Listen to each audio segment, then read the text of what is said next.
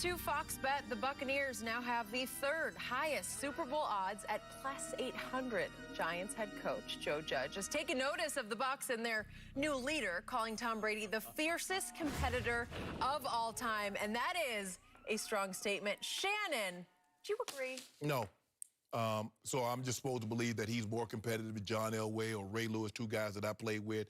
I think the thing is people just love to label people that have won and won a lot as competitive.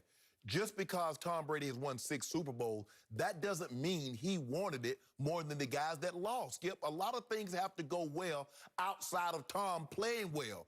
And when you play a team sport, I can see it. Now, individual sports, Skip, okay, you want to say boxing and Floyd Mayweather or y'all, I get it. Mixed martial arts, I get it.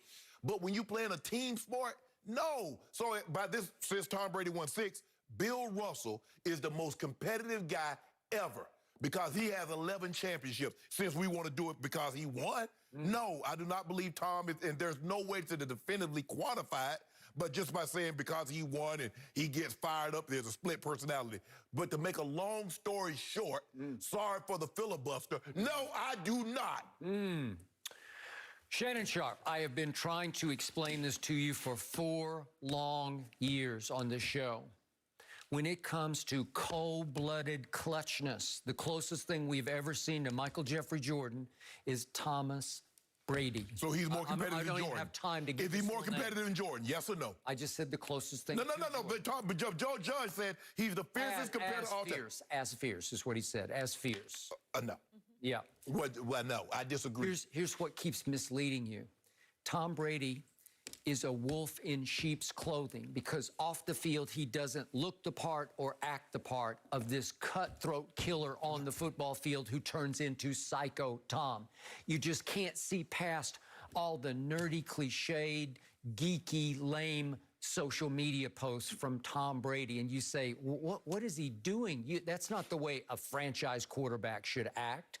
But you can't see through your hatred of Brady to the fourth quarter performances. He's only won 6 Super Bowls with 6 game-winning drives in the fourth quarter overtime. That's impossibly great. That is actually beyond Jordan, because he's had more opportunities to be clutch than Jordan did. So he wanted it more than the guys that he beat. They didn't want it. Tom just wanted it more. So that's the way we define it? No, he just did it. Okay, At the highest level in the biggest game in your sport. Yes. He took the game over 6 times in the fourth quarter. Actually, 7 times, 8 times, because he took one over against Eli and should have closed that deal, and Belichick's defense said, here, we'll give it back to you, Eli. Kind of like Pete Carroll decided to say, here, Russ, give it back to Tom Brady like that. I thought that was the right call. You put in the...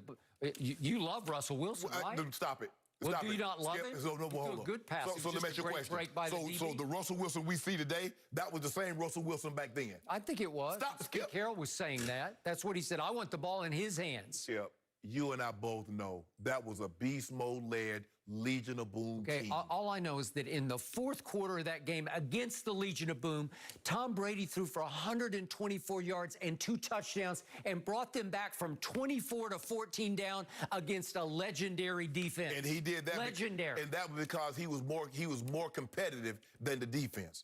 Well, he's the most competitive quarterback I've ever seen, and that's no disrespect to your guy, John Elway, or names Joe Montana. But that's not he's what just done it more than those guys have on the biggest stage. Okay, Skip, to say he's competitive, but there's no way to really quantify this because he's won. So if we're going to just base it on winning, shouldn't Bill Russell be number 1? Look at what he did in AFC championship games at Kansas City in overtime against my homeboy. He converts 3 straight 3rd and 10s to drive them in for the game-winning score.